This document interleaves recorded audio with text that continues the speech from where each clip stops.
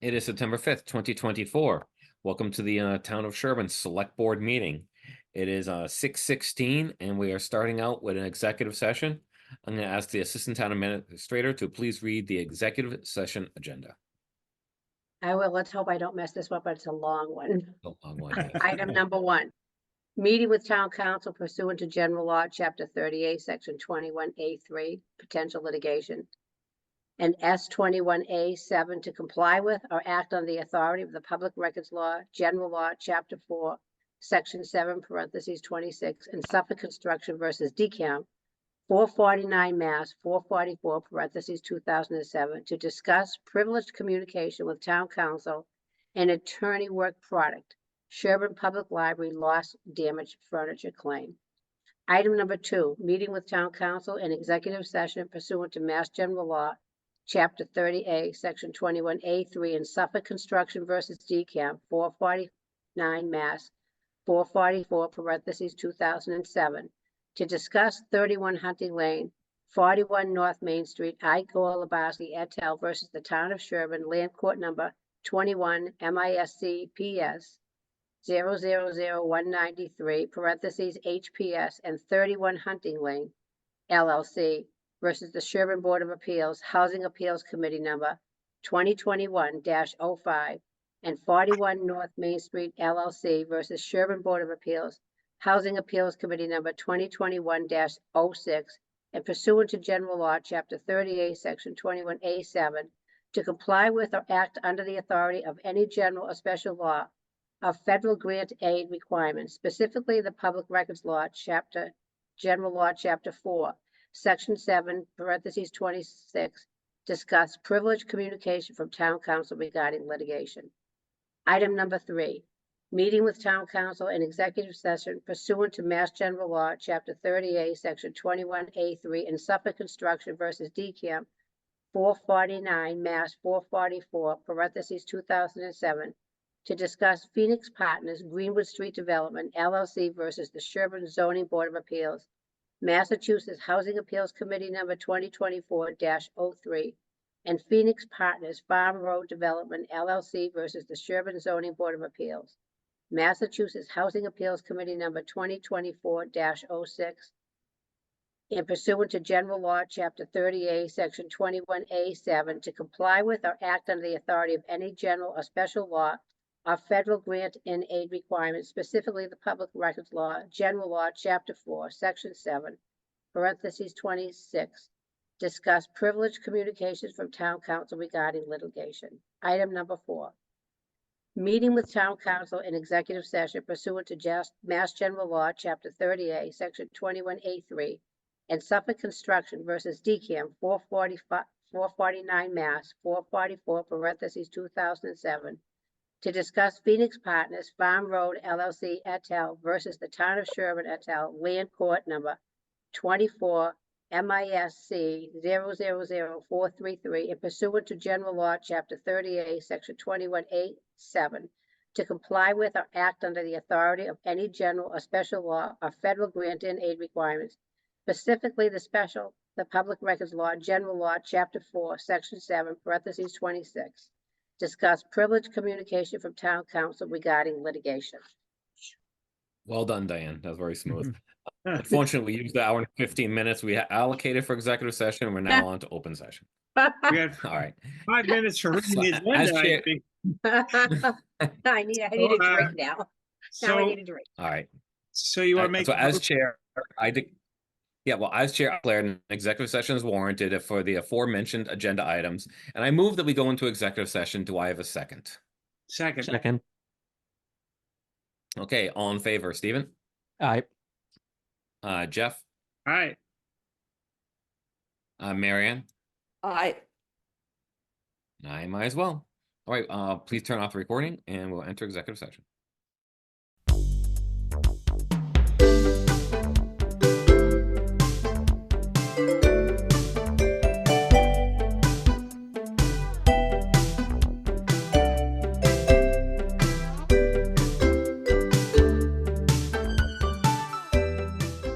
All right, we exited, just had an executive session and we're now here for open session.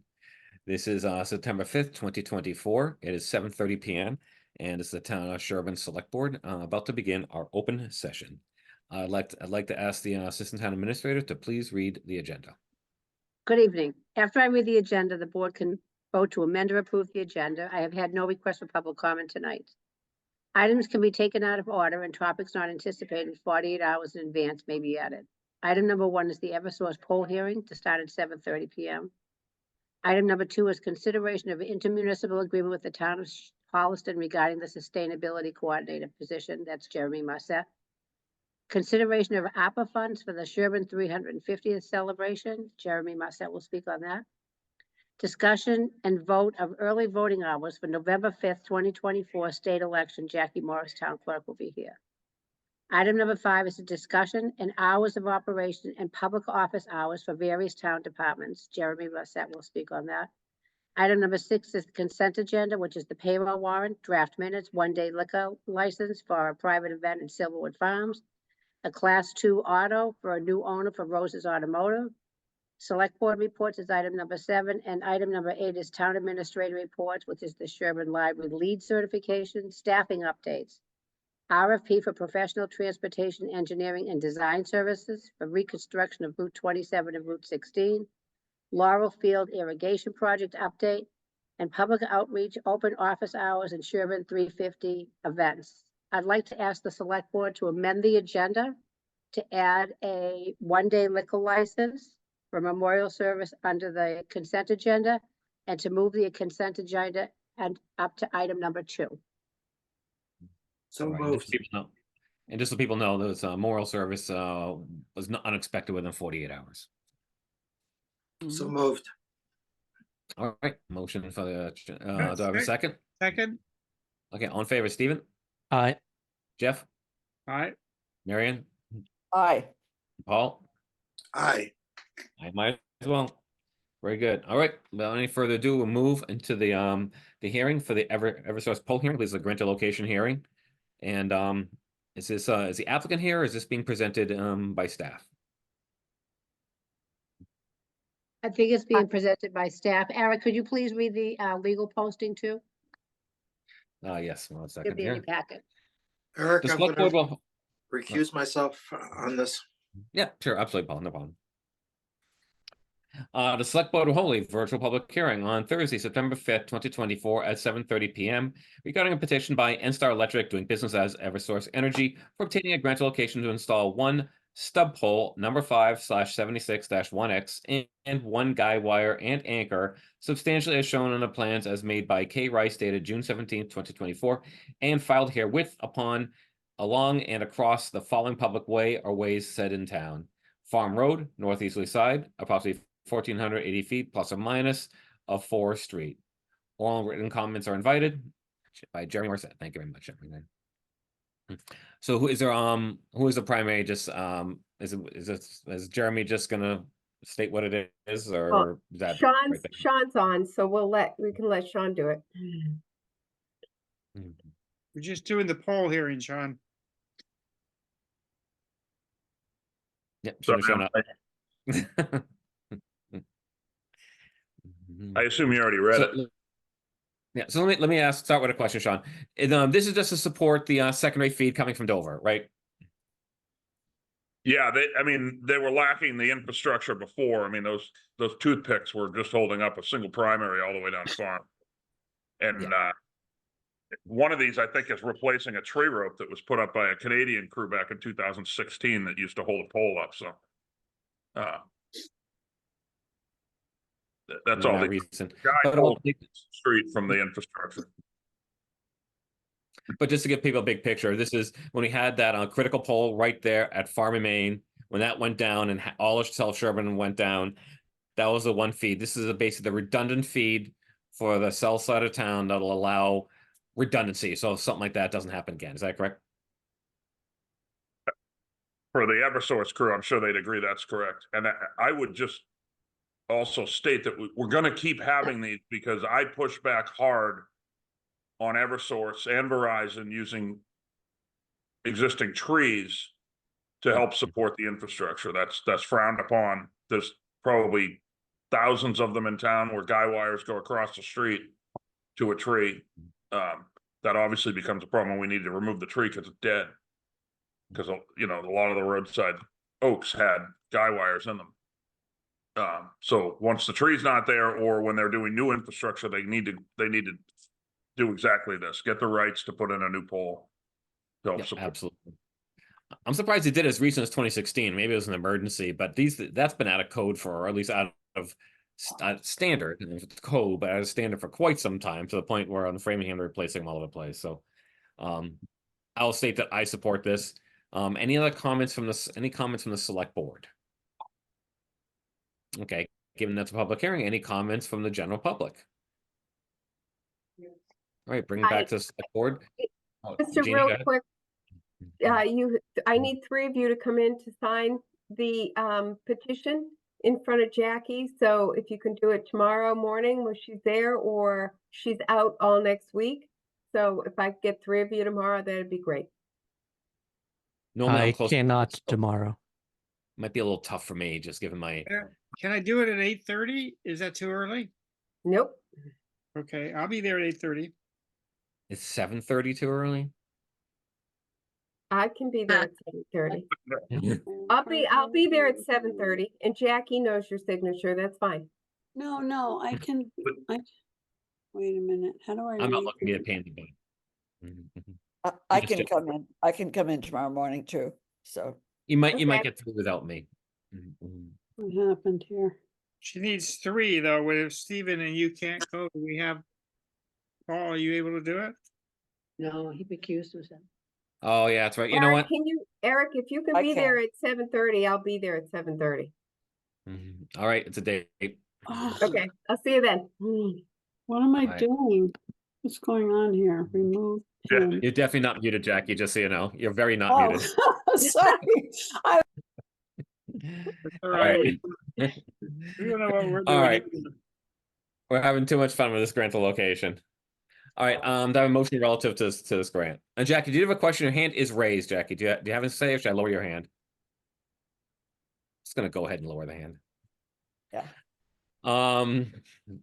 Okay, do I have a motion relative to this hearing, to this grant of location? Yeah, I would move that we authorize the installation of the pole as requested by Eversource. All right, I do I have a second. second? Okay, all in favor, Stephen, I Jeff, Aye. Marion? Aye. Now you might as well. If Paul's listening, he can come back on. Done with that, or maybe someone can send him a text. Okay. Okay, so now the new item number 2 is a consent The agenda, consent agenda, yes, which includes the was it 1-day liquor license? Is what it is. yes. Move approval. Okay, do I have a second? Second. Okay, all in favor, Stephen, I Jeff, Aye. Marion, Aye. Paul? Aye. I might as well. Very good. Right, Glad we could do that. yes. Okay, item number 2, consideration and intimate agreement with the town of Holliston for the sustainability coordinator. Jeremy? Yep, this has been an ongoing item before the board. We discussed it a little bit at your past meeting. At that point, we had not yet heard back from the town of Holliston and their council as far as reviewing the language contained in the IMA. We have now heard back from Holliston and they concur with the language. They are planning to have select board consider this item at the select board's meeting next week in Holliston on the 9th. So at this point, we are ready for the select board here in Sherborn to vote on the IMA. Okay, Happy to answer any questions. so yeah, Stephen, go ahead. I'd noticed the IMA, it only references that the sustainability coordinator reports to the town administrator and then works with various town boards and committees. I always understood the sustainability coordinator to have their activities at least directed by the Energy and Sustainability Committee. So I didn't know if that was a deliberate omission from the IMA, or if that's just something that would get addressed with the formal job description. That's actually consistent with the job description, in that the sustainability coordinator is a hire of the select board, reports through the town administrator. I see. So even the previous people who filled the position, their job description did not actually say that they sort of reported to or were directed by the energy committee. Correct. Okay. All right, Marion. Yeah, I have a question related to the agreement, which looks great to me. I do note that the person's going to be located in Sherborn, and that there's a fair amount of record keeping. That is a good thing, I think. You know, how much time is spent on what, and putting together the budget, etc. But I'm wondering if that becomes a very time-intensive bit of record keeping, if Sherburne, you know, how is that time spent record keeping managed in the budget? As far as I can see, Sherburne pays Sherburne time, but it looks like all the administration is going to be on Sherburne time, not on Holliston time. Is that correct? That's correct. But the IMA does allow us to charge Holliston for some of that administrative effort. Oh, okay. We do something similar currently on other IMAs with Holliston related to the police department. So this isn't something new. We already have a template in place, and our finance folks are able to handle this work. I think it's also a side effect of it's so fun to be housed and sitting in Sherborn and spending some hours in Holliston. And I think it's a good advantage of Sherborn. We kind of get the full attention of this individual, and we you know, get we get a fair share there. You know, it's a bonus because this person is very accessible to us in the majority of the hours with us. And I guess it's an effect of that. That's all I'm saying. Anyone else? So can I make a motion? Oh yeah. Please go ahead, Paul. So I move that we approve the IMA with the town of Holliston as presented. I Anything else? second the motion. All right. All in favor, Stephen, Aye. Jeff, All right, Marion, Aye. and Paul? Aye. Okay, I might as well. We're good. And thank you for this effort, Jeremy. I work with Jeremy a little bit on this, you know, outside of the meetings, and I thought it was a great effort, and the meetings were very constructive, particularly with Holliston. I think we All started right. So moving. 2 years ago, though, actually, didn't we, Jeremy? Like when Yeah, Jeff was very helpful. way long ago, we met with their board or select board. And you know, we've been talking about some other positions doing something similar, and I personally Yeah. think it's kind of the future of a lot of these things, to be honest. These small It's very communities, and cool. also Mhm. allows us to provide more competitive salaries and taper our costs. All right, so moving on, consideration of ARPA funds for Sherburne 350 celebration. Eric, before you go on, Eric, Yeah, go ahead, Paul. I think I want to just mention a word with regard to the consent agenda, that as part, in that consent agenda, we were giving licenses to a new owner of Rose's Automotive. And so I thought it might be useful to tell the citizens of the town, there is a new owner, Rose's Automotive, and we have, through our actions, essentially welcomed them to the community by giving them the licenses that they need. So welcome to the new owners, and everybody in Sherborn should also welcome them. Very good. Thanks. Well, he's no longer here, but we should also thank No. Ed Rose for however many. I've been here 30 years or so, and he's been there all that time. So, Yep, absolutely. Key stakeholder in town, no question. Yep. All right, so I'd read off the agenda item number 3 for the ARPA funds. Gonna hand over to Jeremy. Yep, and also there are folks here to help support this request. This essentially comes from some of your conversation from your last meeting regarding Sherbstock. Deb Seifring actually sent out this afternoon, your finance director sent out this afternoon, the accounting of the ARPA funds. There's currently a little over $40,000 available for appropriation or for assignment by the select board. Currently, this request is for the select board to authorize $13,110 of ARPA funds to be used towards the Sherborn 350 celebration. And I guess I'd welcome any context from the requesters. Yep. I think Any Mary Moore had her camera on for a minute there. Heidi's there. Mary Moore, I think, was here too. yep. Thank you. You can All right, run. Heidi, You can't Mary, hide. do you We have know any where you comments are. to add to any of this? Sure, thanks, Eric. What we're asking for is for the town to cover the communications and banners for the fund. So we're looking at the newsletters, the street pole banners, other banners and signs, and the time capsule that would be done at the year end. So this would be some tangible items that would be a great gift to the town to continue. Okay. And at the end of our very good. 350, when we're done, any other money, if we continue to fundraise and earn money, anything else is turned back to the town at the end. Yeah.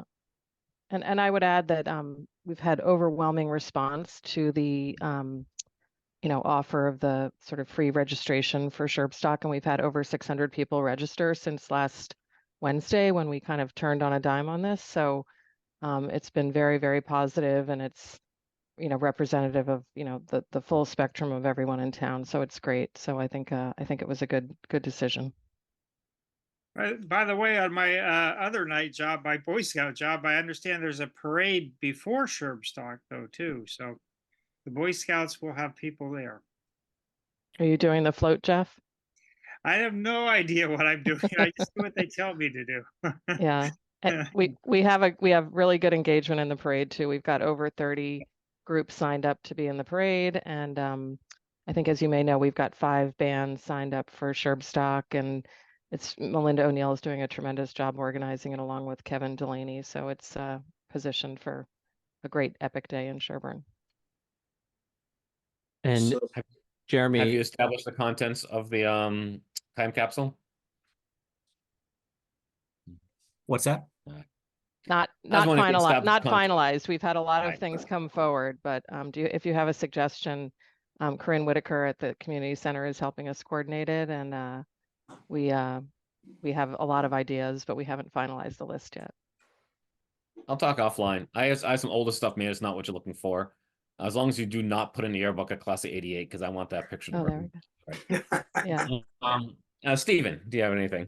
yeah, 2 questions. One, Jeremy, I assume that this is sort of an okay use of ARPA funds since we're purchasing stuff, right?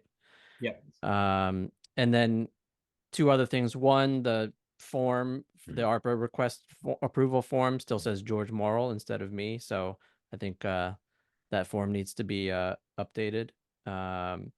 And then the form also asks for an action of the advisory committee. So I don't know, has advisory weighed in on this? My understanding, because I think this all happened when I was on advisory, is that ARPA funds only require select board approval to be used. And so we had sort of agreed that ARPA requests would go before advisory first, so that we could essentially, the select board would get advisory's vote on it before they deliberated. Because if we vote approval of this and then the advisory committee says no, it's kind of moot because we've already approved it and that's all that's required, right? Yeah, but it's time sensitive to approve it for these events, I think. We could vote contingent upon advisory's approval within like 1 week or 2 weeks, something like that. One chime in, they could, you know what I mean? So it's respectful of that. Might be enough compromise. I spoke to Dan Sickle this morning. Unfortunately, he couldn't make it, or this afternoon. He couldn't make the meeting this evening.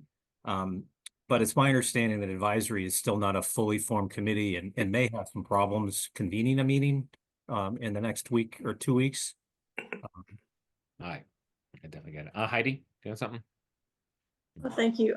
I did speak with Dan as well, and he had said at the last few items, advisory hasn't been involved at all with the ARPA decisions, it's gone to the select board since they're the ones that make the decision.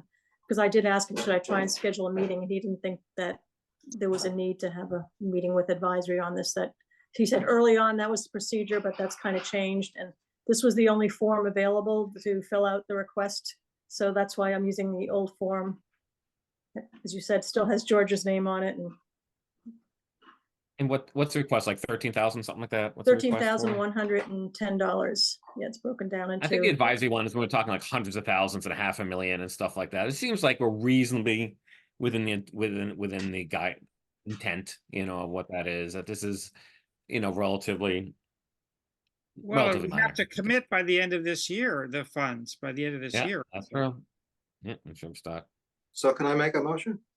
Go ahead, Bob.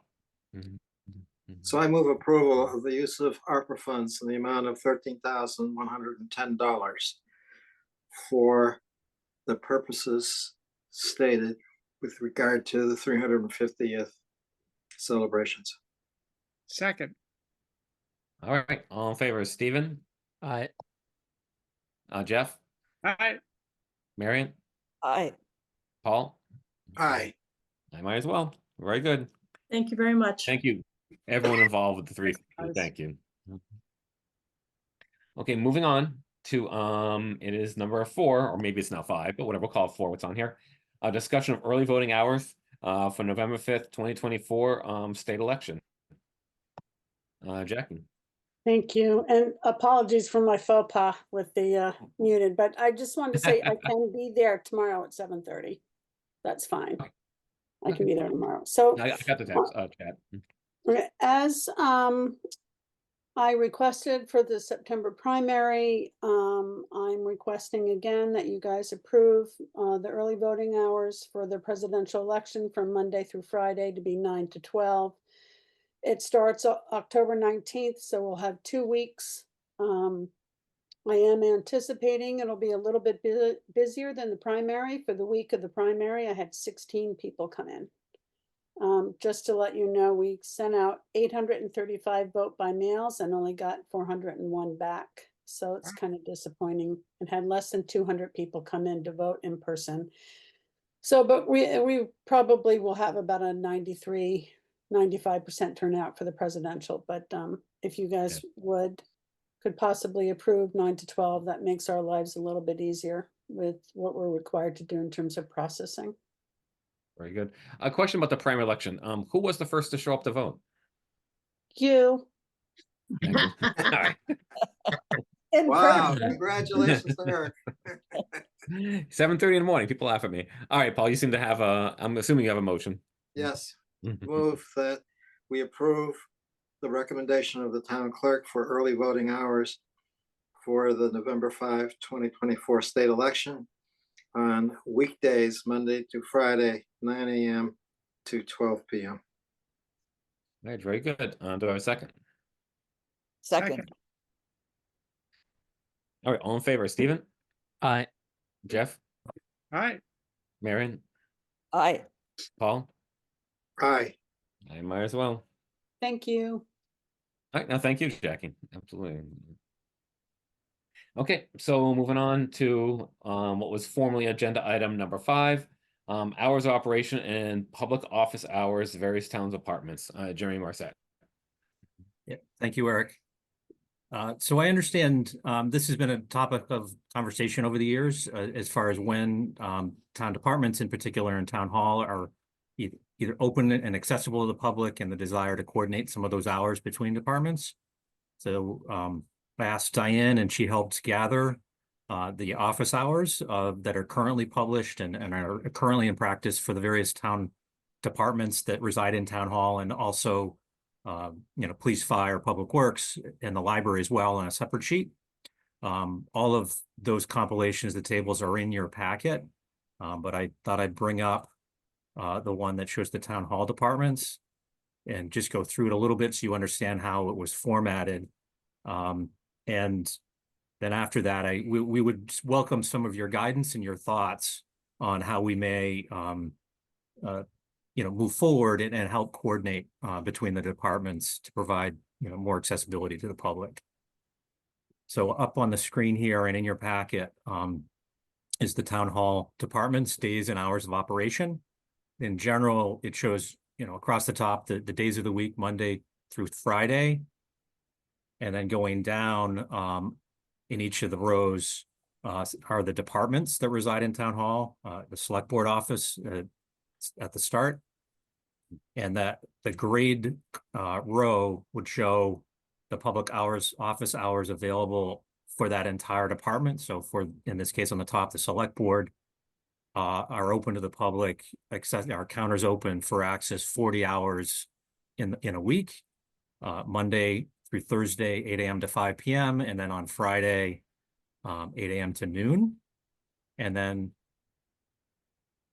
again, and then below the main heading of the department are the staff that work in those offices, along with their budgeted hours and their general typical work week hours.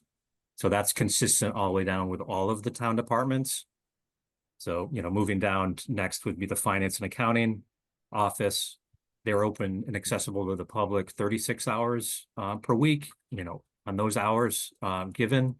Only on Friday do they have no public office hours. They're doing work within the office.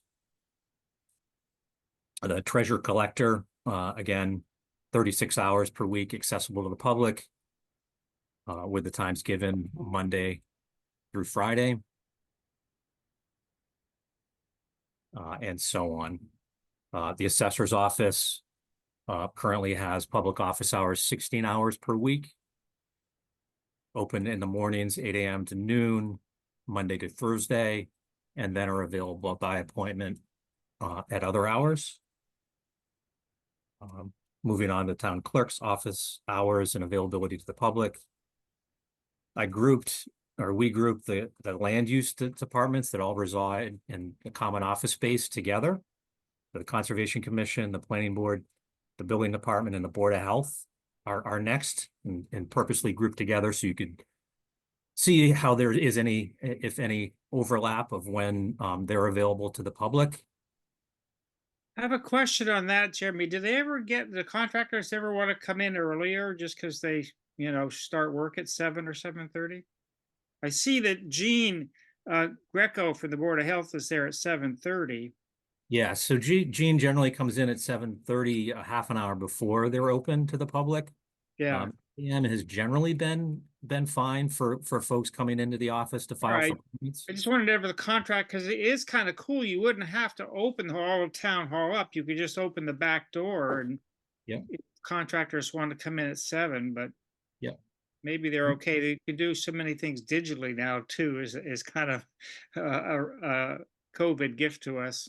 Yeah, it certainly, yeah, there's a lot more digitally filing of permits via email, over the phone, and we Yep. also are working, we have a land use group that are meeting every other Thursday, has representatives from all these offices, and we're meeting to coordinate on process and looking into better software to do permitting, file for permitting online and so forth. So I think we'll still see some improvements there over time, and giving some more stability in staffing in those offices. We now have more opportunity to move schedules around and adjust to have some more overlap. I think the goal is such that we would like to have more of the office folks in land use kind of be in the office together to help coordinate and talk about projects and how they interrelate.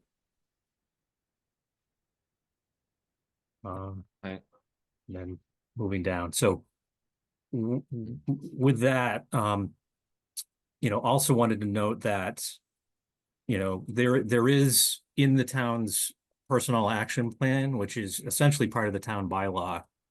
There's a section that was adopted, I think in 2016, regarding work from home or remote work, which essentially does not allow it other than giving the town administrator some discretion to allow it on a case-by-case interim basis for a specific issue.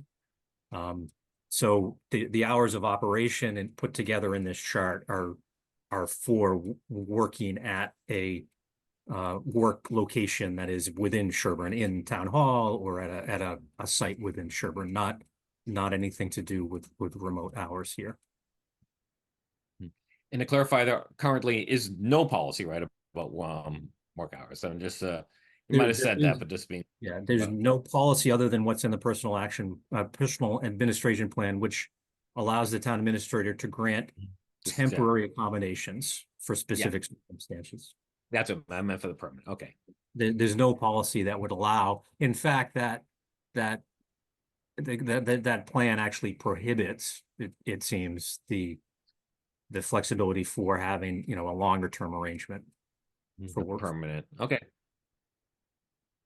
Unless, I know you can do an FMLA provision or something like that if such things apply, I guess. All right. I guess, is there any reactions from the board on this or any initial thoughts? Yes, Yeah, I do. Paul. Yeah, go ahead, Paul. First, I want to apologize. I can't find my raise hand feature here with this document. But here are my sort of some general legal comments. First of all, I would not, under any circumstances, try to get involved with telling the library when the library is open, or the Public Works Department, or telling the fire department when they are supposed to be open or not open, or the police department. So I would take all of those off the table. Secondly, you don't want to have one rule for everyone, even though it seems like that's a nice logical thing to do. In this group, there are some boards that are elected boards that we don't actually have that kind of jurisdiction. Our jurisdiction is over the building when we open the building, but not over when the planning board has public hours or when the Board of Health has public hours. Again, as separately elected boards, they have that authority to figure out what their work hours are. The third is that rather than a rule across the board, what's done in most towns is that the town administrator essentially works with the different departments that report to the Board of Selectmen or are even independent boards and get them to collaborate and to work together. So I don't think that it's something that the select board should be casting any votes on per se, unless the town administrator comes back and says, gee, there's a particular board that doesn't want to have any meetings except at 3 a.m. in the morning. Then maybe we want to get involved, but this is really part of this is best handled by the town administrator. So it's great that he's talking to us about this and bringing it forward. But where I'm at is I'm happy to authorize him to continue to work to make sure that people are working together and that there are times when they're all available so that a citizen can come in and talk to everybody they need to talk to pretty much at the same time. Those are all commendable. But that's how I would go with this, is to leave it to the town administrator to manage. Well, I'll certainly state that I agree with you that one size fit all. I can certainly see more people may want to visit, for example, the collector than maybe the assessor. That's the way things are there. However, I'm not sure. I do think we are policymakers. I think it's not inappropriate for us to give the town administrator broad brush policy ideas, such as let's say, I do believe personally, I believe that it's good to have 1 or 2 days, pick a Tuesday, Wednesday, core days where everyone's in. And therefore you can adjust along those lines. You know, something like that is broad brush policy decisions where, like, say, full days Tuesday and Wednesday, and then any citizen can come in and know that they're going to find whatever they need as they go around different departments. Because myself, as working for municipality, and myself needing municipal services at various town halls and city halls, sometimes it's difficult. You go and you don't find something and you have to go back again and you go back again. That having those core hours is important. You know, maybe less so as we start to go more in line with things. But I think that's some example that I like to see. And frankly, again, I do think it's reasonable to give the town administrator broad brush policy decisions. That is, you know, what essentially we're elected to do. Marion? Yeah, I agree with you, Eric, on that. And I have to say, this is the first time I've seen the hours of all these offices laid out like this. So we can see exactly over the whole town hall what's going on. So thank you, Jeremy, for putting this all together. I really appreciate it. It seems to me perfectly appropriate. I don't think we're voting here on anybody's specific hours. I think I took this just as an informational exercise. Jeremy has put it together. The hours that he coordinates with various people are up to him. And none of these people are elected. They work for elected boards perhaps, but I think it is appropriate that Jeremy have the overview and make his best judgment on this. So One of the I will comments, throw that technically the clerk is elected, so I'll throw that one in. The others aren't Oh, anymore. But technically, the okay. clerk is actually elected as an individual there, a board That's there. correct. That's correct. But that doesn't mean that the hours shouldn't be coordinated by the administrator. And just like you, I agree that it's great to actually see this pulled together. I've never seen something like this, even just to know, even just to have it. And if this actually becomes something on the town's webpage so people know like uniformly instead of clicking around, you know, when they can come in as a unified summary on it. This is, I think, important. Stephen, go ahead. Yeah, I just want to say I also generally agree with the sentiments that's going around.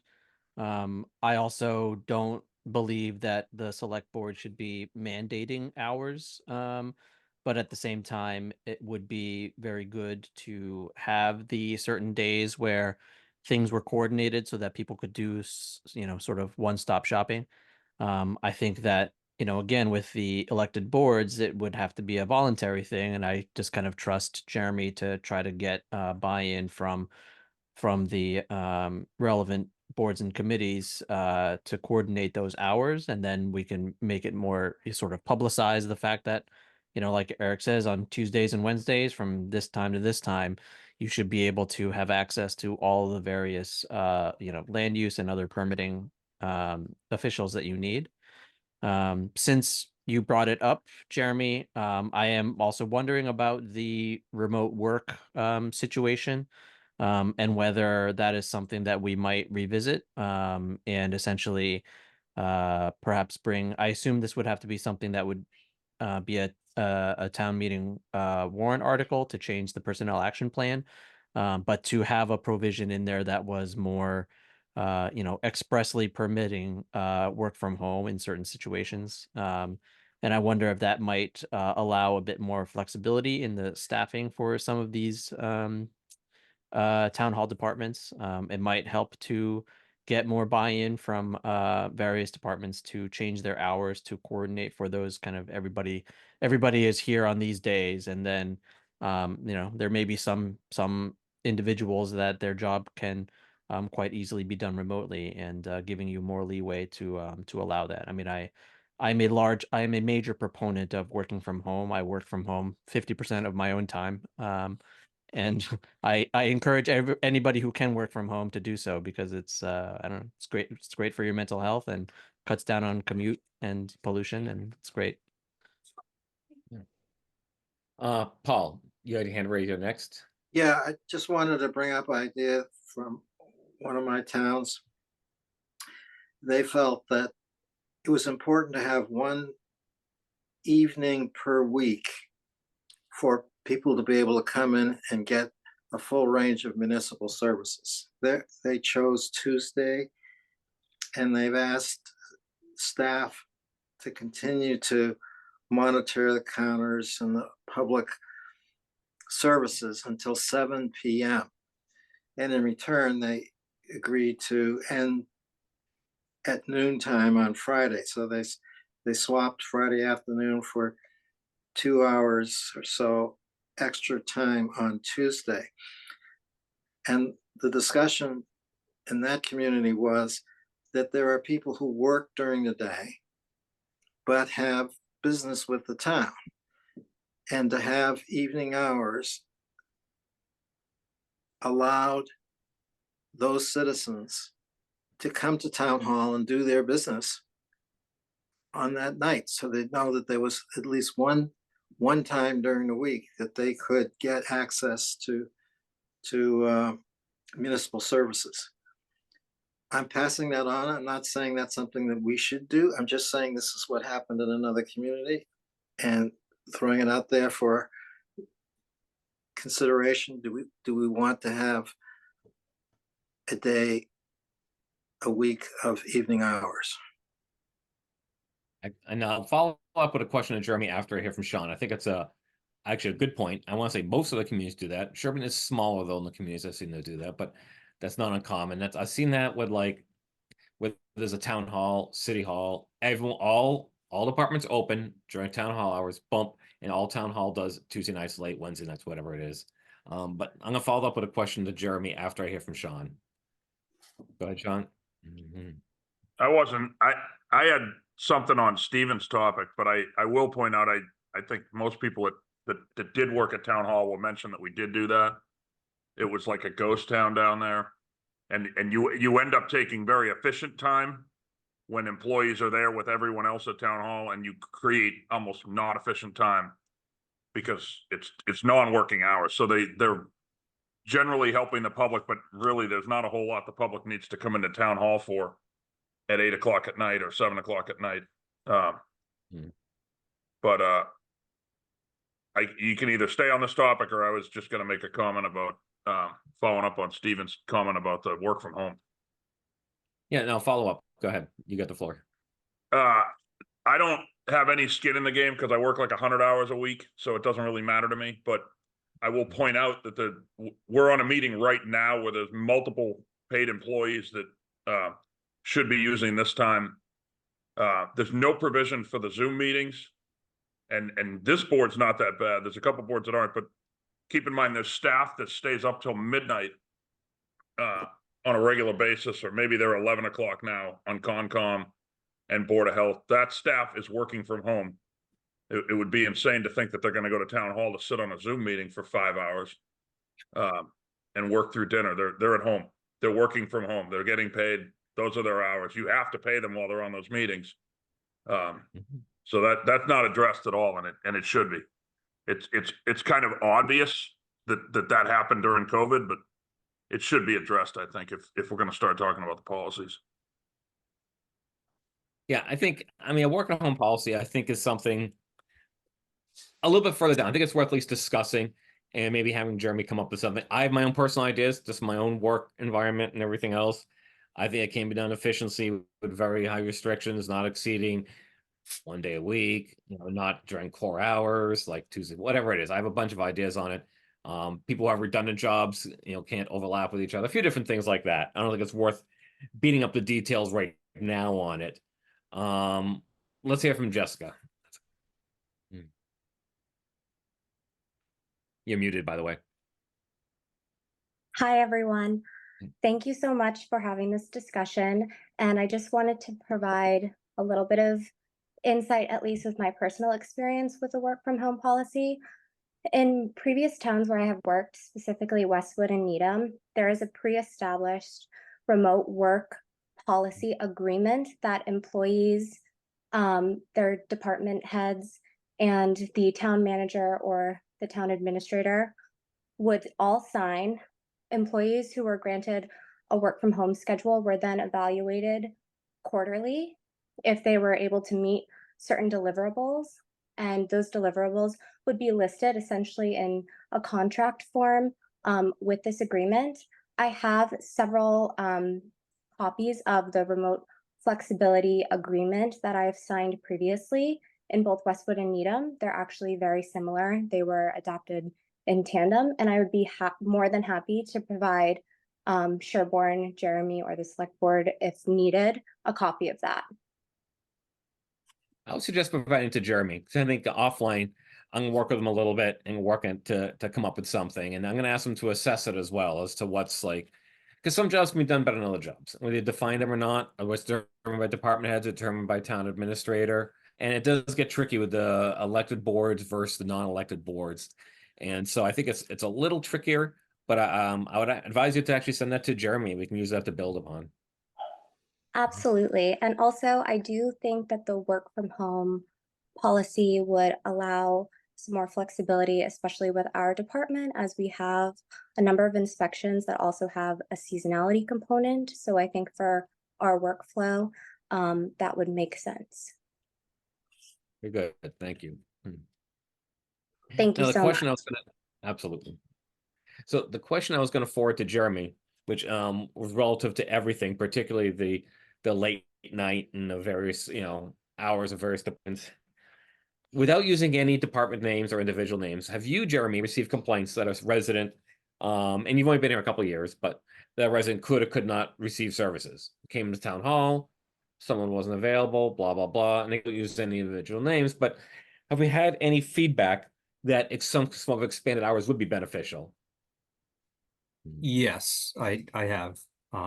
It's not, I would mention it's not super common, but yes, I have heard and received some feedback about various offices and their accessibility. Okay. Then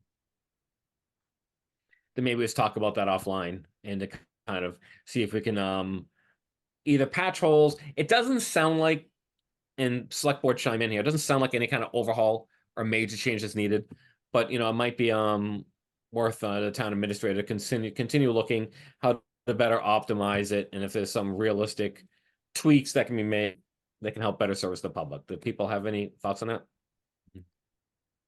Sounds fine. So I'll tell you, so I work at a municipal department, and we experimented with a late hour, right? One late hour. And we largely serve contractors.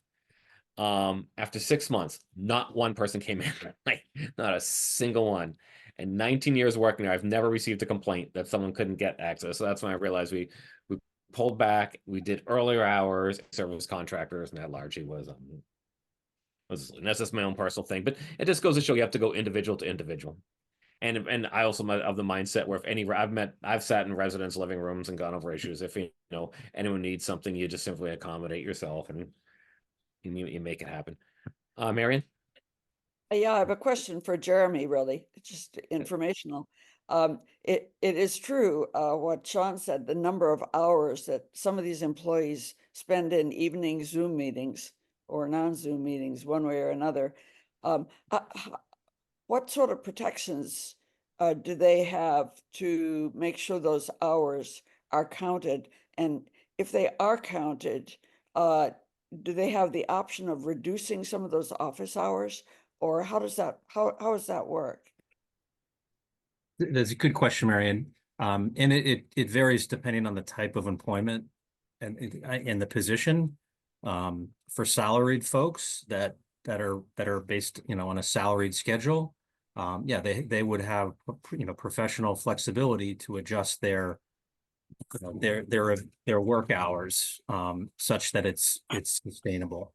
And for those that report through myself, on an ongoing basis, we talk about that and make sure that the hours that they're working are manageable.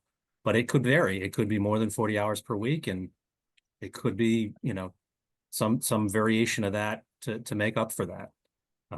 So I'd consider that sort of the professional flexibility for salaried staff and senior staff. It's a bit different for hourly employees that are paid based on the hours they work. And yeah, currently, the personal administration plan work from home policy, dated from, I think it's 2016, was pre-COVID, did not contemplate hybrid or Zoom, that technology. So it is pretty silent on remote participation on meetings. I've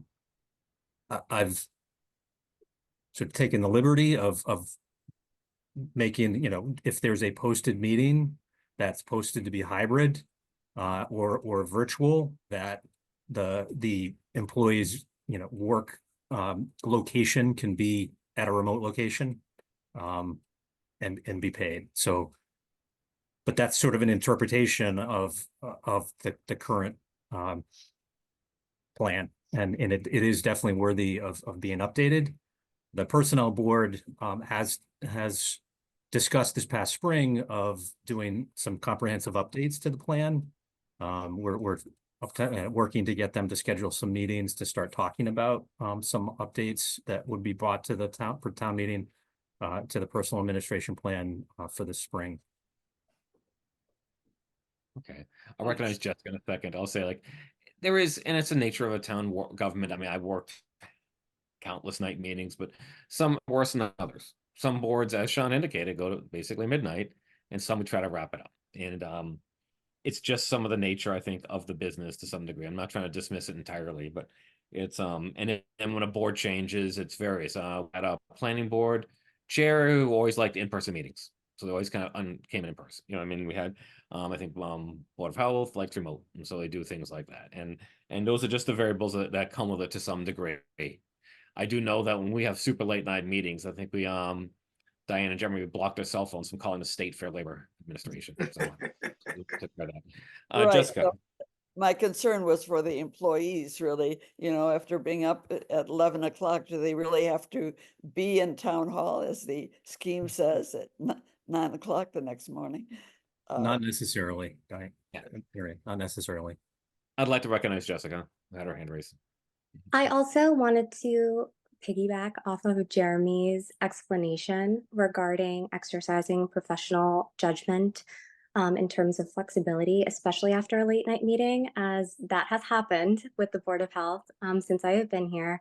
And if that is the case, I'm very cognizant of ensuring that our office is always covered. And it is helpful that there is some overlap before our public office hours, with Jean being there especially. So for example, if we were to work, past midnight, I may come in a little later by an hour or so in the morning, stagger that way, depending on what appointments I have going on, what our inspection schedule looks like, our general workload for the day. Or if I anticipate that we're going to be having a late meeting and I need to step off and prep for it, have a little screen time break and refuel my body, I may leave slightly early that day of the meeting. But I was also wondering as well, because as I'm a salaried employee, is there a comp time policy for employees who have to work late? I'm not sure. I don't think so. Jeremy, do you know? No, there's no official comp time, hour per hour comp time. It's, when you're an exempt employee or a salaried employee or senior employee, it's not the way that it works. So Okay. no official comp time, but certainly professional flexibility to accommodate for a longer, busier week. Okay, great. Thank you so much for that clarification. Now, without going too far down this rabbit hole, I know because Jeff also step off at 8:30. Without going too far down this rabbit hole, what law was passed recently that expanded some of the rights for exempt employees? Do you know, Jeremy? Well, there was a state Mass General law that was passed that it was about salary equity. I'm not sure that's what you're referring to, but that will trigger some work for us, and that we will need to advertise and make available pay ranges for all of our positions. And it I'll talk offline.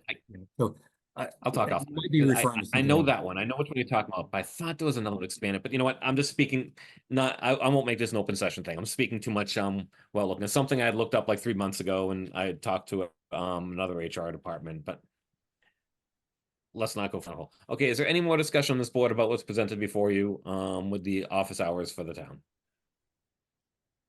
Okay, I'll take it as an action item, at least to just touch base with Jeremy about if there's any little patches we can make or discussions or whatever else with various people, and to also start considering actually some kind of work at home policy if something can be done realistically. And I'll just touch base with Jeremy on that one-on-one.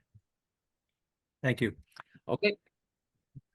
Without any further ado, are there any select board reports? Oh, just tell everyone to come on Saturday. We have the swim around the perimeter farm pond on Saturday at 8 a.m. I thought thought you were talking about the beer fest on Saturday, to be honest with you, so Yeah, that's a good thing too. that's after the swim, I That's guess. actually Friday night though, isn't it? Not It is a Saturday. Friday It's night. Friday. Okay. Yeah, that's Oh, why I okay. may not go, because I gotta swim 2 miles at 8 a.m. on Saturday. I'm glad you're representing the select board, Jeff. Thanks for doing Yes, that. absolutely. Okay, that looks like we have some town administrator reports. Back to you, Jeremy. Thank you, Eric. Yeah, just a few updates. I'll go through these quickly. Just wanted to relay publicly that the Sherborn Library has received LEED certification, which is great news. Along with that comes $100,000 in reimbursement from the Mass Board of Library Commissioners. So that's great news. We'll be receiving those funds shortly, with the intent that those funds be used to offset the cost of the library project. We may need, we're working with our finance experts. There may be need for town meeting action regarding that this spring, and we'll keep you posted on that. But good news there, and some more funds to help offset the cost of the library. Some staffing updates. I mentioned it previously, but we've been working with Nadix, Veteran Service Officer, to see if he's available to provide services to Sherborn. It's unfortunate, but Diane Hoke recently learned that she's not eligible to receive the necessary training to continue on as our Veteran Service Officer. So we're looking at different opportunities and avenues. That's still a work in progress. We had a discussion this morning with the Concom co-chairs, Eric, Steve, and myself, about the opportunity in Millis to share a conservation agent. So we have some action items there to pursue. And also wanted to let you folks know that the Assistant Director of the Council on Aging, our new Assistant Director, Maura Burnett, or Maura Bennett, is starting on Monday. So good news there. They've rounded out their staff and are back to full staff as of Monday. We have been working on an RFP for seeking a designer, an engineering designer for the reconstruction of Route 27 and 16. This is related to the funds that we're receiving through the TIP, the Boston MPO Transportation Improvement Plan, the design funds. Received some input from Marion, Eric, Sean, Heidi, Natty May on informing that request for proposal. And in the coming weeks, we'll put that out and get that advertised to solicit some proposals, and we'll develop a plan on how to screen those consultants to then enter into some designer service agreement. The RFQ for design services for the Sherborn History Center, we're in the midst of that. We had a site visit this morning in the library basement with interested architects.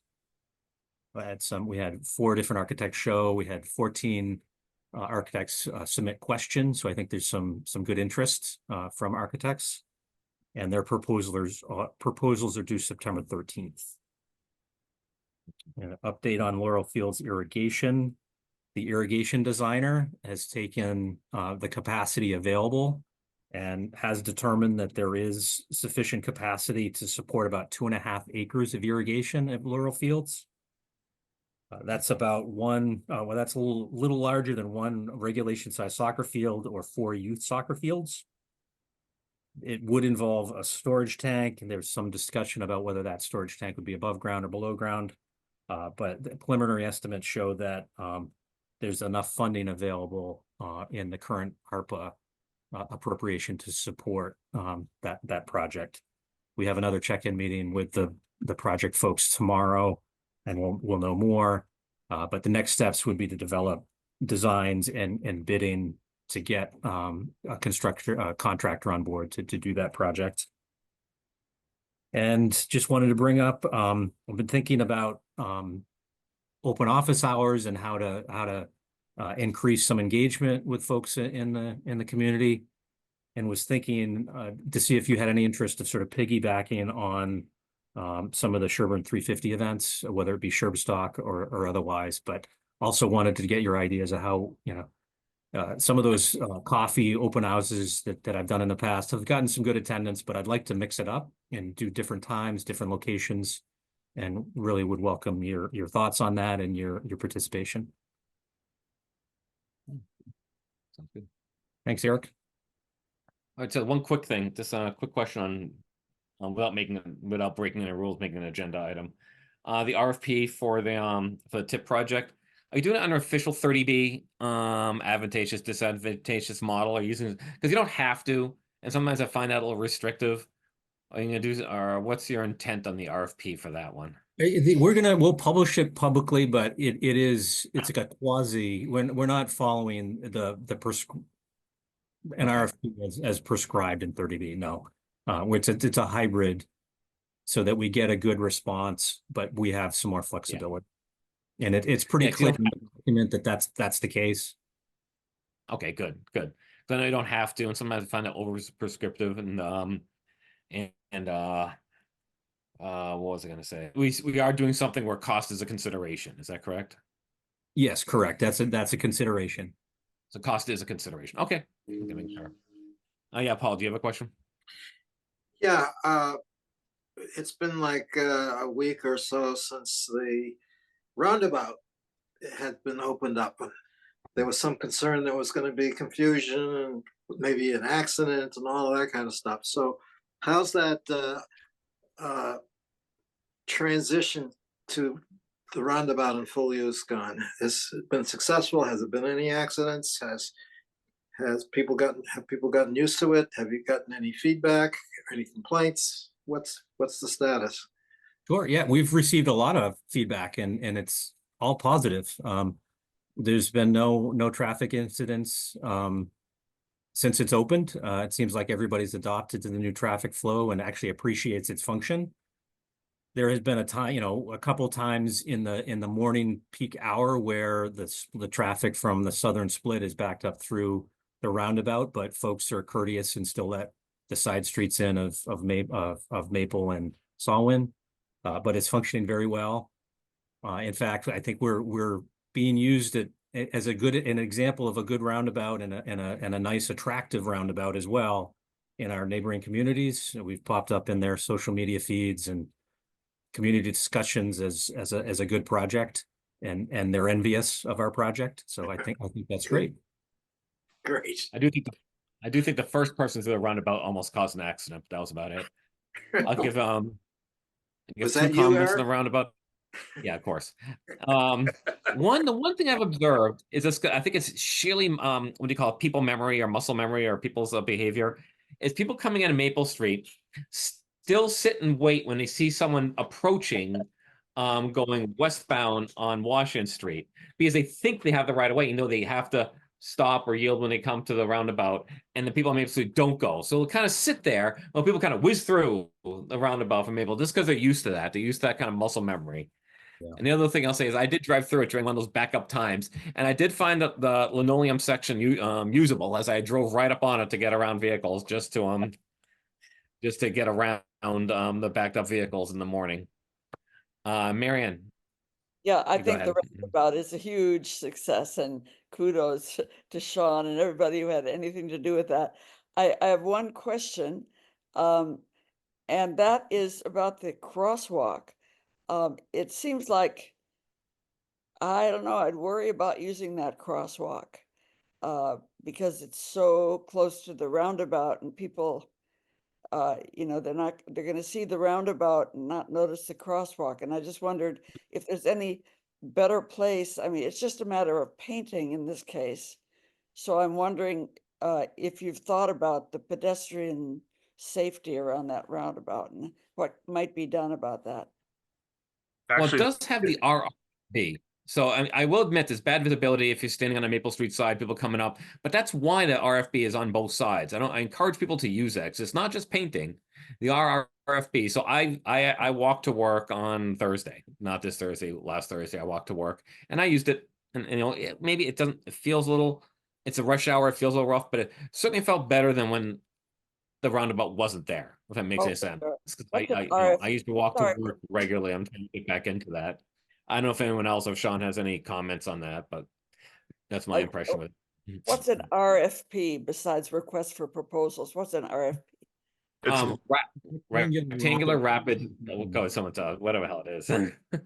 yeah, rectangular rapid fast flashing beacon. It's the lights on the crosswalk pole, and they are on Washington Street.